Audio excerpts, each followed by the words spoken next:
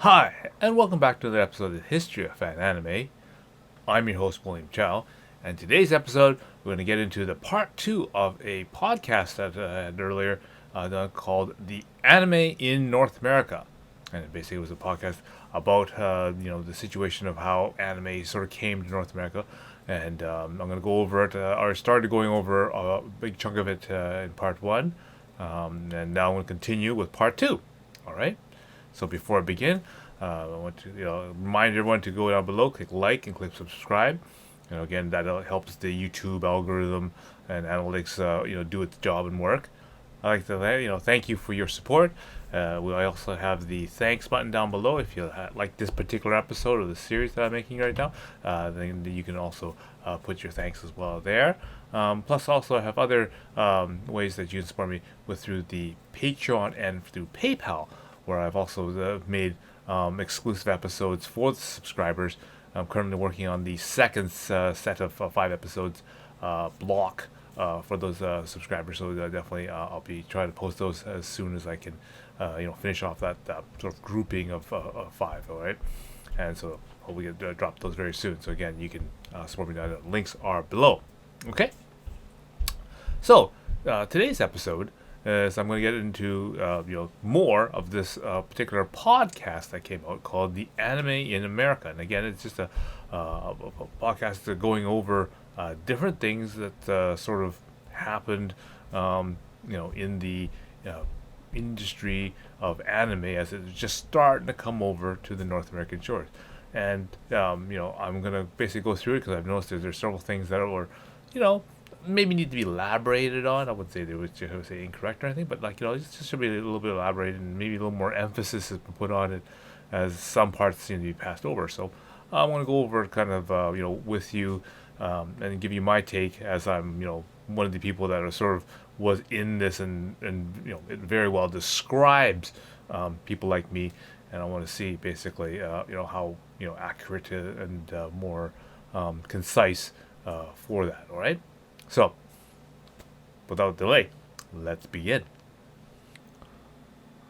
All of this still took a lot of time. One group would be working on several anime at once, and the process took few hours per episode, and that's assuming they already had the translation. Combine that with the release schedule of most anime that they're working on, and you're looking at a part-time job running projects that take literally years to complete. It's one of those things that makes you think anime wasn't worth it, or maybe it was a mistake, or maybe we effed up, and I don't know. Okay, so I think he kind of mixed up a few things here, which kind of a little hard to understand, but let's put it sort of together. First of all, he comments that the group will be working on several animes at once. Obviously, yes. So, just because we worked on, Maze no Nakaku or Orange Road or Pat Labor and that kind of stuff, it didn't mean that we did also do all these OVAs and movies all kind of at the same time too, separate projects. We even had several groups doing different things. So some people actually worked on, products that would be used during our anime showcase things at the local college.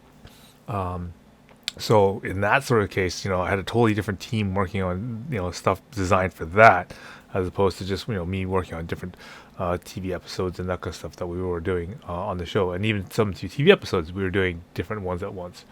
So yeah, there are different projects all at once. Generally speaking, as a rule of thumb, it took us about 5 hours to take a translated piece and kind of half, it was like a half an hour, like a 22-minute episode. It would, after running through it, recording, going back, doing the edits, maybe run through it one more time to make kind of a quick journal, look at it, and then after that, light touches, and then basically a third copy, and then that pretty much did it. And that basically took over the course of 5 hours or so, 6 hours.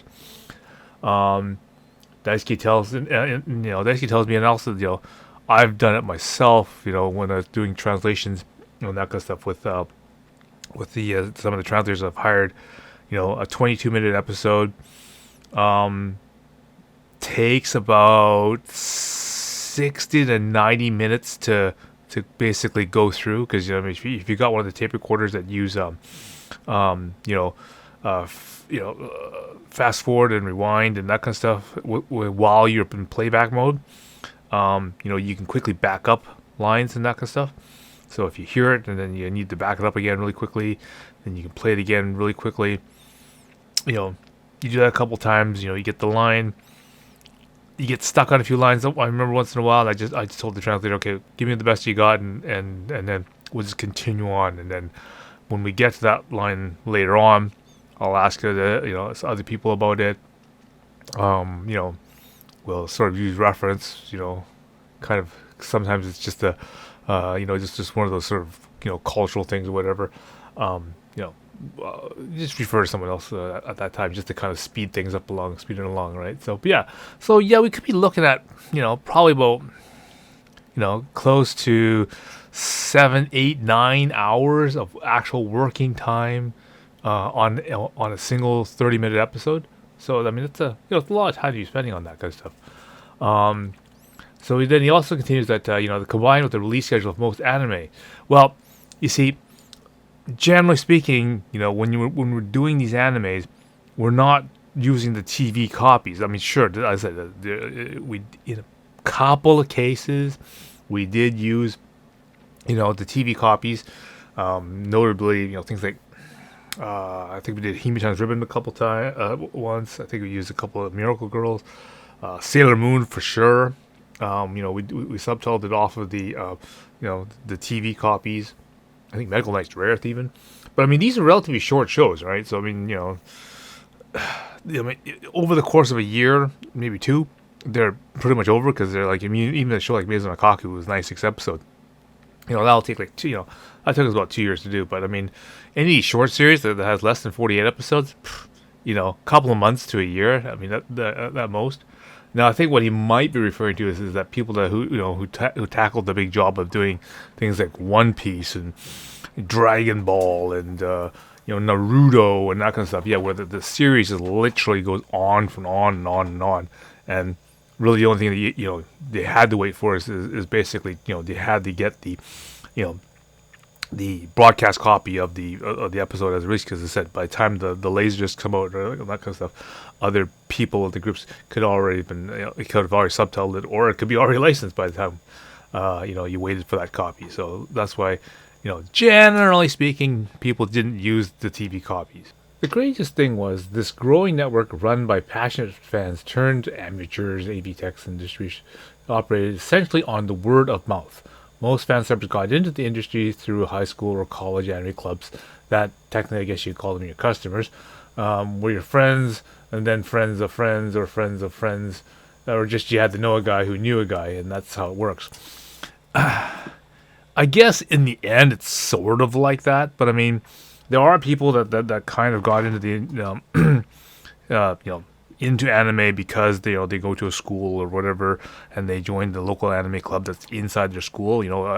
I always love to quote the episode of the OC where basically Seth tried to make the school's comic book club, and very like nobody joined the club except for this some random guy that was part of the polo team. But it's sort of like that, right? Someone would maybe accept something like that, and they'd have public meetings. Now here in Vancouver, we consciously decided to make a publicly accessible anime club. Okay, but of course then the question is, well, how do you know? If it isn't by word of mouth or whatever, how do you know that whether to go to one of these clubs or one of the meetings or other clubs even exist? Well, there was a couple of different ways that people did do this, and I kind of covered it in a couple episodes, but I'll just kind of go really quickly over it because I probably need an episode just to define this little part here. But as I said from other episodes, that a lot of the fans of anime are actually fans of other things, science fiction, Star Trek, Star Wars, comics and that kind of stuff. Okay, so one of the ways I got into anime and met some of the key people and that kind of stuff was I went to a comic book store, and there I not only met someone who was kind of interested in anime and that kind of stuff. I saw flyers and that kind of stuff for anime. While I was in the comic book store, people could buy actual magazines. There are a couple of kind of magazines like Protoculture Addicts Animag, you know, very early magazines that were actually published which talked about Japanese anime. And through them, you can get different sort of information and whatnot that this kind of anime is going to be available. And even actually, when I was thinking about Protocol Dradix, they actually had my name and address published in one. So if you were one of the people that went into a store and actually bought this magazine, you could go through the listing and the credits there, and you could, if you're willing to write the letter, could get into the loop very easily. And I think the third sort of way that a lot of people got into things is conventions. I mean, not anime conventions, but whatever their pure interest conventions is. So even during the time of when anime was getting started, a lot of anime kind of insert themselves into other popular culture type clubs, right? So I remember one of the first science fiction conventions, VCon that we have here. The anime club had a table which distributed flyers and distributed when their next video anime showcase meeting would be. So even though you're interested in science fiction, if you went to this convention, you could see and get information about an anime club.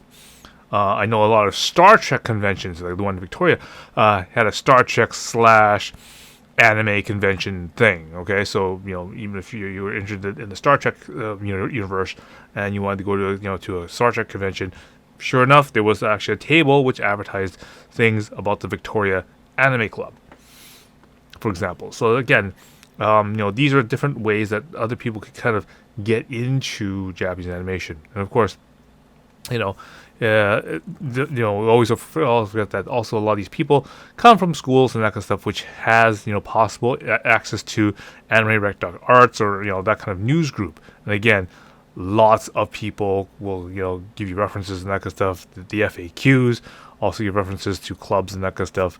The CFO directory, of course. Those are all things that actually have a course. This does require you to maybe pull out a piece of paper, write a letter, put it in an envelope, and mail a letter to these people in order to get information. But for the most part, this is how a lot of people got into anime before the graphical and modern kind of internet sort of started. Then, like most things, the internet changed that by a lot. In the late 90s, web rings, which groups of websites that usually link to one another before Google started collecting all our personal information and began to form, which changed the game when it came to visibility, where before you could only look for rare anime publications or go by word of mouth to discover new shows, and it became a lot easier to find fan sites with a ton of recommendations. It usually wasn't much harder to find someone who could get those anime to you.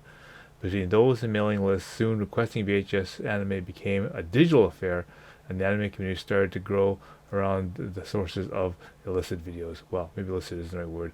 I guess technically some are illicit, but I don't know. I think illegal might be the word I'm looking for, but that's not the point. Okay, so he kind of rambled a little bit down there.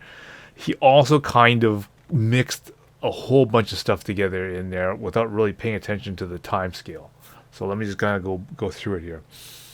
Like most things, the internet changed that. Okay, so remember, we're talking at the beginning, a time where internet is pretty much a textual thing, right? It's news groups, it's information, at least until Windows 95 came out.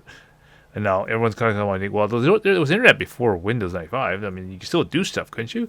Well, no, not really. I mean, all that was really available was basically reading and getting information from these news groups. Now, of course, if you're interested in anime and you were going to a university or school or had access to the internet through this way, you knew to go to anime rec you go to rec.arts, okay, recreational.arts, right? And again, there's specific ones for science fiction and Star Wars, Star Trek, things like that. But of course, when you look through the list, you might spot things like hey, there's a whole grouping of ones called anime. So why don't I just join that one and see what the feed and see what everyone's talking about. Again, I did an episode where Stephen Pearl was putting together the anime FAQs for anime director art. So again, if you went to this news group, you would see this FAQ, and then that's just how wealth information of where to get stuff, who to contact, and all that kind of stuff. So it's could be a little more than just a word of mouth, but that's how people could get into and get more information to each other.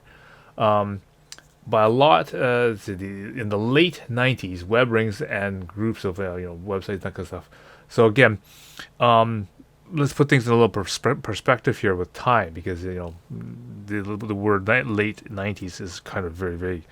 You have to realize that things like GeoCities, okay, the Yahoo's personal website thing, propped up in 1994, okay, alongside with Netscape Navigator. So those were pretty much the first graphical interface web browsers, along with the ability for just regular ordinary people to actually build their own website, or in a lot of cases the people who are interested in anime, who have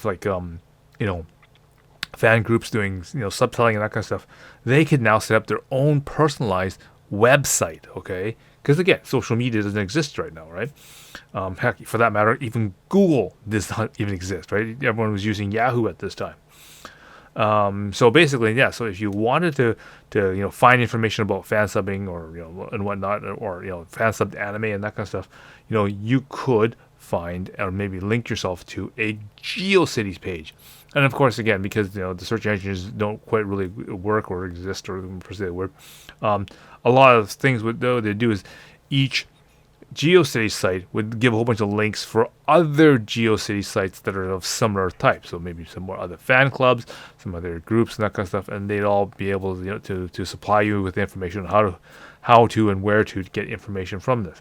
So you got to realize that before 1994, and again, this is just the time before these commercial companies started releasing anime on VHS tapes and that kind of stuff in the U.S. market. Okay, the fan subbers still kind of did everything without internet, without the this modern sort of internet feel. Right, everything still was done by mail. Everything was done by newsletters and that kind of stuff, letter writing campaign, that kind of stuff, all beforehand. But they had anime that wasn't out there, wasn't not released, right? I mean, things like, for example, Bubble Crisis didn't come out until 1995, right? Even some of the first releases like Extra One and Dango didn't come out until 1994. But fan subbers and that kind of stuff. I had my Orange Road out in late '89, right? 1990. So even 4 to 5 years before people started using anything that resembled the modern internet as we know it, right? I also make you mention that you mentioned Google. Well, Google itself didn't exist as a search engine until 1998. So literally almost at the end of the 90s, okay, before even Google became something like a search engine that you could actually use, right? To basically, find out, use a different way to search and get information about anime. But by this time, commercial companies like Anime-Go and that kind of stuff are popping out anime. It's no longer this hidden thing now. You can actually go to, stores and actually, buy anime now. So, people can actually see this kind of stuff. And the proliferation is a lot bigger now. Of course, now with Google, of course, it helps because now you have a search engine, so that other people can, find things like the GeoCities pages easier and whatnot. But as he also comments, things will relatively drastically change to a digital affair in the 2000s, because 2000 is roughly where all the digital kind of file sharing / BitTorrent and all that other stuff, all those protocols started coming out at that time. Okay, so he kind of compressed everything in this paragraph with the timeline. So basically, you had the beginning where basically letter writing and word of mouth and that kind of stuff was all sort of at the beginning. 94, 95, when first anime hit the market, we have the first sort of introduction of what the modern internet sort of looks like in 94 with web browser that had a graphical interface, the ability for people to make their own websites per se, type sites type of thing, not just news groups. And then, of course, the next revolution was a better search engine. That now Google goes past things like Yahoo and whatnot at that time. So that was back in '98, and then of course now 2000 is when the digital era sort of came. And but you can see already 5 more years have gone by the time even that came by. So with us, what we're doing, we've already subtitled over 10 years worth of anime out there on VHS tapes and that kind of stuff. So a library, well exceeding anything that was available, quote, online at this moment. Because again, no one's digitally converting this stuff to be online anime, right? Everyone's just taking the stuff that's available on, let's say, for example, DVDs or something like that, and ripping that out and putting them online, or doing digital fan subs and that kind of stuff and putting that online. That was what was happening, but a lot of the material that's on VHS is still on VHS. So unless it's been commercial licensed and that kind of stuff, those weren't quite available yet. But that's all right, because the industry was growing, fans were growing. We've got lots of anime conventions and that kind of stuff growing at this time, because things like Anime Expo began in like '95, right? So several years have already gone by the time we hit the 2000s, where anime conventions are growing in size. Okay, so I've already hit over 20 minutes, but let's quickly go over here. He's going to quickly go over and talk about how the internet, of course, and any technological change has helped fan subbing and that kind of stuff. And then he continues on with the story of, I guess the showcase for Kodaja anime and that kind of stuff, the bringing of shoujo animes, and of course the beginning of isekais, such as Marmalade Boy and Fushigi Yugi as the examples that they have here. But I just wanted to scan ahead here and past that story that he worked on, and we're going to get more into exactly what had happened and the change from from analog fan subbing over to a digital fan subbing. Technology continued to improve like it does. The freeware application called Substation Alpha, a precursor of the Amiga AG sub, is now used today by fan subbers and became available and hugely simplified the process of subtitling anime. But these new powerful computers could not only edit better than the old Genlock systems, but they could also produce videos in an entirely different format, digital files, which are roughly the same quality as VHS tapes. So, like anything, technology changes and helps us do things much quicker and much better. And fan subbing is exactly one of the same examples. So now they made a new piece of software called Substation Alpha. Again, that was also available on PCs now. And it definitely, again, changed how we do fan subbing, because now with all these extra sort of features that they can do, basically be able to digitally see and map out the audio wave so that you can actually see where the speaking begins and ends. So it's very easy to find when to start and stop the subtitles now.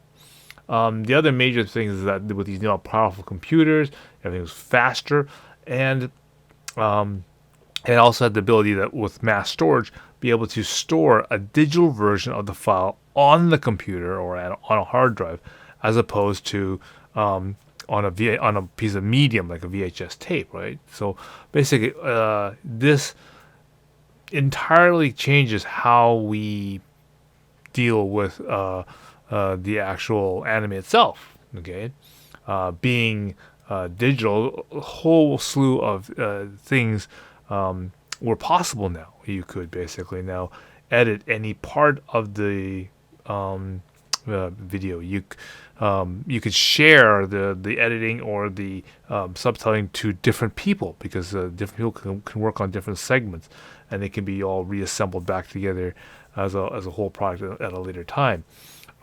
Distribution was a lot easier now, because now you don't actually have to physically use the post office. You can just use online to transfer things like this. And again, we're talking at a time in